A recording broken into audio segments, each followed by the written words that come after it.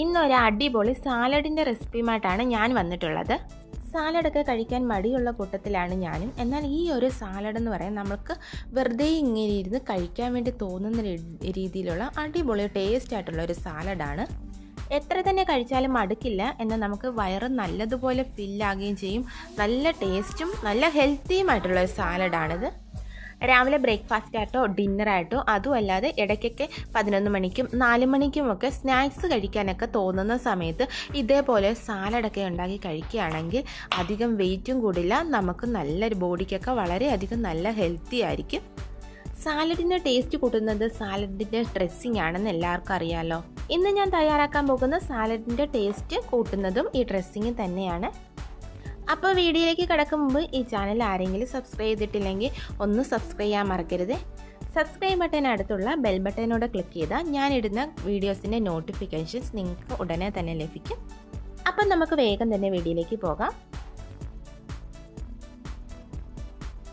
അപ്പം ഞാൻ നമ്മുടെ സാലഡിന് വേണ്ടിയിട്ടുള്ള വെജിറ്റബിൾസ് ഒക്കെ കട്ട് ചെയ്തെടുത്തോണ്ടിരിക്കുകയാണ്. കട്ട് ചെയ്തെടുത്ത വെജിറ്റബിൾസ് നമുക്കൊരു പാത്രത്തിലേക്ക് മാറ്റി വെക്കാം. ആദ്യം തന്നെ ഞാൻ കട്ട് ചെയ്തെടുത്തത് ക്യാബേജാണ്. സാലഡിൻ്റെ ടേസ്റ്റ് കൂട്ടുന്നതിന് സാലഡ് വെജിറ്റബിൾസ് കട്ട് ചെയ്യുന്ന രീതി വളരെയധികം പങ്കുവയ്ക്കുന്നുണ്ട്. ഏറ്റവും കനം കുറച്ച് തിന്നായിട്ട് ഒട്ടും കട്ടിയില്ലാതെ വെജിറ്റബിൾസ് കട്ട് ചെയ്തെടുക്കുന്നതാണ് സാലഡ് കഴിക്കാൻ ഏറ്റവും ടേസ്റ്റ്. ഞാനിവിടെ എടുത്തേക്കുന്നത് കുറച്ച് ക്യാബേജ്, ക്യാരറ്റ്, പിന്നെ കുറച്ച് സവാള, കുറച്ച് കുക്കുംബർ, കുറച്ച് ചെറുപയർ മുളപ്പിച്ചതും നല്ല പഴുത്ത മധുരമുള്ള കൈതച്ചക്കയും കുറച്ച് മല്ലിയിലയും ഒരു പാത്രത്തിലേക്ക് മാറ്റി വെച്ചു. അതിനുശേഷം തയ്യാറാക്കിയിട്ടുള്ളത് സാലഡിൻ്റെ ഡ്രസ്സിംഗ് ആണ്. അതിനായിട്ട് ഒട്ടും പുളിയില്ലാത്ത നല്ല കട്ട തൈര് ഒരു പാത്രത്തിലേക്ക് ആവശ്യത്തിന് മാറ്റാം. അതിലേക്ക് ആവശ്യത്തിന് ഉപ്പ്, കുരുമുളക് പൊടി, വറ്റൽമുളക് ചതച്ചത് ഇത്രയും കൂടെ ചേർത്ത് കൊടുക്കണം. പിന്നെ ഞാൻ അതിലേക്ക് ചേർത്ത് കൊടുക്കുന്നത് കുറച്ച് നെയ്യാണ്. ഒലിവ് ഓയിൽ ആയാലും ഏറ്റവും നല്ലതാണ്. ഒലിവ് ഓയിൽ ഇല്ലാത്തതുകൊണ്ട് ഞാനിവിടെ നെയ്യാണ് ചേർത്ത് കൊടുക്കുന്നത്. ബട്ടർ ചേർത്ത് കൊടുക്കുന്നതും നല്ലതാണ്.